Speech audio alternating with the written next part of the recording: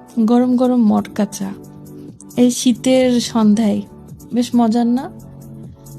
হ্যাঁ, দেখতে পাচ্ছেন একদম ফ্রেশ এই মটকা হাঁড়িগুলা, ছোট ছোট খুরি খুরি টাইপের হাঁড়ি। এই হাঁড়িগুলো গ্যাসের চুলায় হচ্ছে মানে গরম করে নিচ্ছে, আর পাশে হচ্ছে খড়ির চুলায় হচ্ছে দুধ দুধ ফোটানো হচ্ছে, দেখতে পাচ্ছেন। চাটা এত টেস্টি ছিল। তো এই যে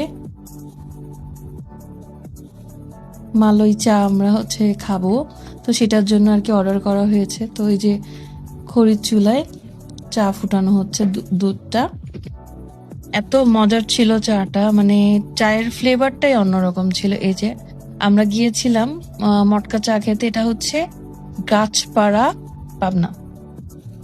গাছপাড়াতে হচ্ছে খুব ফেমাস একটা চায়ের দোকান। তো চাটা এত মজার ছিল, দেখতে পাচ্ছেন, মানে একদম গরম গরম সরে ভেজান, পুরো সরের দুধ চা।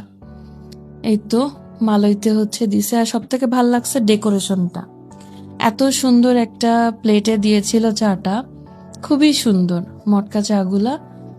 তো জাস্ট ওয়াও, মানে এত সুন্দর একটা ফ্লেভার ছিল চায়ে।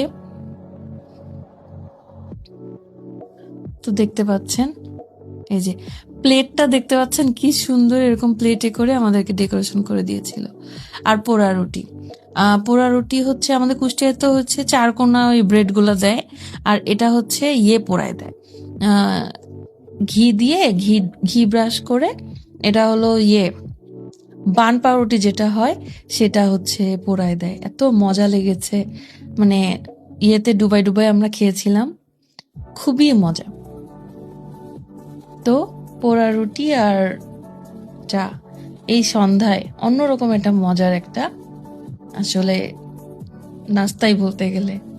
এই শীতের মধ্যে তো পিঠা পুলি, তারপরে গরম গরম চা খাইতে তো সত্যিই অনেক ভালো লাগে। বেশ সুন্দর না? এই যে প্লেটে হচ্ছে চা, হাঁড়িতে ছোট একটা খুরি, আর হচ্ছে পোড়া রুটি। সন্ধ্যার সময় এক কাপ চা, আর কি লাগে। অনেক মজা ছিল চাটা, দুধ চা। আমি সচরাচর দুধ চা একটু কম খাই, বাট এই দুধ চাটা বেশ ভালো লাগছে।